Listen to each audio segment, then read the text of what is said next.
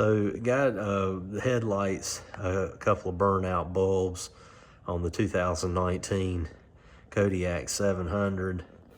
Now they've done fine up until this point. After much use at night, you can see the bulbs are blown on these. This one especially, much darker here, you can see is blown. And the stock pod light though is still doing good, the bulb in there. So we're going to be tackling replacing these bulbs today and these lower headlight pods. I think you're supposed to squeeze it, these little points here. There we go.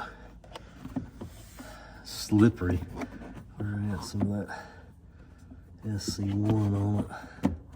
All right, so that's your first dust and water boot there, protector. And here's the other one here. It goes on the back of the bulb socket. There's some dust in there.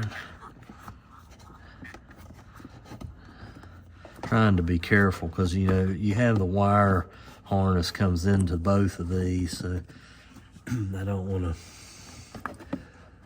pull too hard, you know, and pull some wires out where they're supposed to be going. So you can see right there is the back of the bulb. So actually got to push in on this as you turn counterclockwise. I put this glove on because this is some kind of sharp metal here around this housing, and didn't really need to get some kind of nasty cut. But you see, once you do that, that literally the contact part of the wiring harness comes right off the back of the bulb, and now all this can kind of drop out of the way like that, which is convenient because now here you are, you're right at the back of the bulb. And so I guess you can see in the light how badly it was blown. These bulbs here are,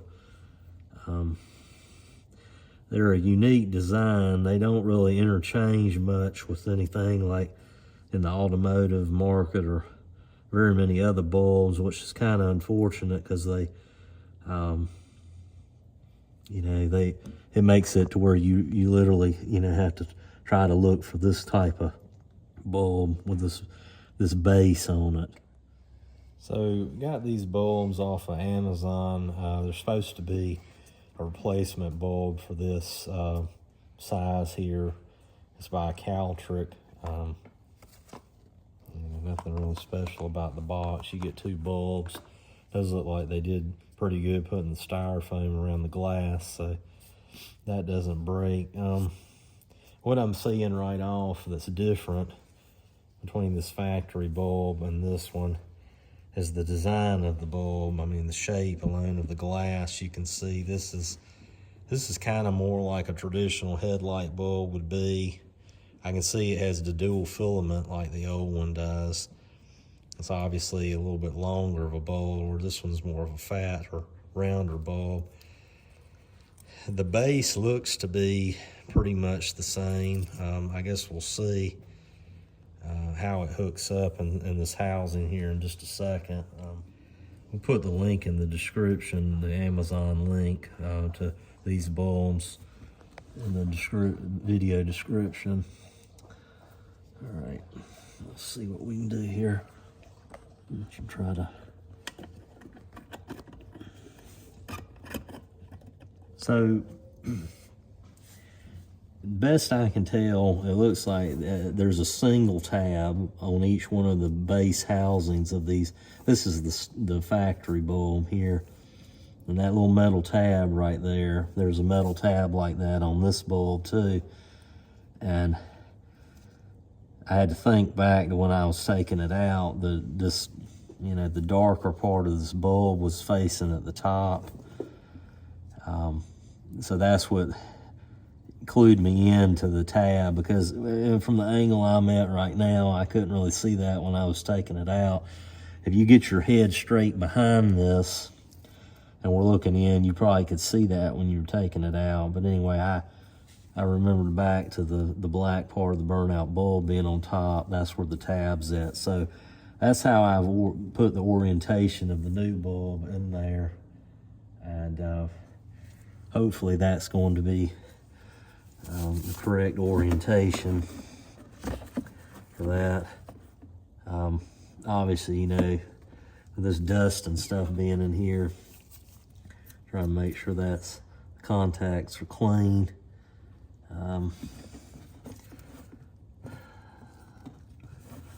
This might be the trickier part of it.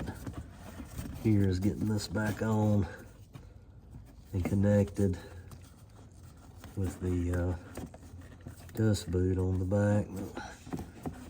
Let me get a shot here. Now this bulb here, I mean not the bulb, but the wiring harness connection, there's 3 slots around the edge of this metal base here, and these tabs, 3 tabs on the back of this here have to go in, and basically where you went counterclockwise before, you would be going clockwise to lock it back into place. Like I said, the trickier part of this is going to be with this rubber boot on the back, is, you know, just maneuvering it in the get it lined up in these slots here. So what we determined about this is that these 3 tabs on this wiring harness base, that the contacts that meet the back of the bulb, I thought that it appeared like that the 3 tabs were evenly spaced apart, so that meant that, you know, you should be able to line it up with these 3 slots on this metal housing. It's not in fact that way. So it took, you know, trying different ways of turning it and finally getting it in there. And like I said, once you do get the 3 tabs lined up, it's pushing it in and turning it clockwise to lock it into place. And that pushing in and turning clockwise is what makes the contact and puts the tension on the bulb to make sure it stays in this socket the way that it's supposed to. And yeah, looking at it from the front here, it looks like that it's in there straight.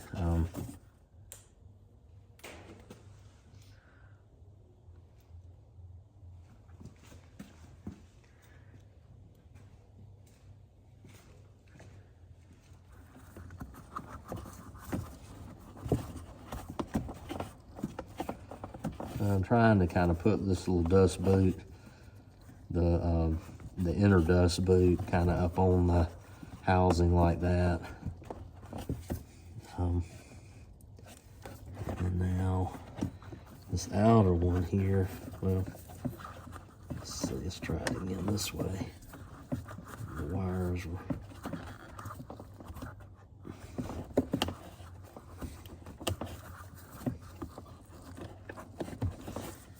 inner dust boots, so flimsy rubber that you kind of have to get it just right.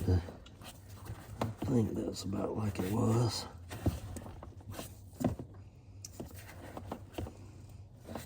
Alright, now we're gonna go for this one. I think it was, remember the wires, the wiring harness comes right through that little slot in the plastic there, so I'm gonna try to line it back up that way, and it has this little lip on it. It went back in easier than it came out. Feels like it's always sealed around there to me. You can see both bulbs are on. At the time of this video, the OEM Yamaha bulb from Partzilla would be $30 per bulb, and these Caltric bulbs on Amazon were $12 for the pair. So that's why I went on and, you know, decided to try these, and they really are very bright. I mean, if you look at them for a split second, you're seeing stars afterwards. So we'll give these a try and see how they go. So you can see the bulb in there, you know, like I said, it's a longer bulb, and I has a little glass tab on the end of the bulb. But they fit in there nicely still, you know, they're not touching the inside the lens or anything, so they're not too long in, you know, that respect. Seem to sit pretty well centered in there too. I considered going, there are some LED bulbs that supposedly will fit in these unique housing base type things. You see them a lot of times circulating on eBay and stuff like that, and I know there's a whole war going on the forums and stuff like that about people who say they don't really put out any good light. They look bright, but they don't really put out that much light, you know, down the trail, this, that, and the other. And I thought about trying those, but the main reason that I did not, I think, is I had read some people saying that some of the tabs and stuff on the base of those LEDs circulating on eBay may potentially require, you know, you may have to grind some tabs off, or, you know, something or another, some kind of modifications like that. And I just, at this particular time, I needed a quicker fix, you know, just to put some bulbs back in there and, you know, get the headlights working again.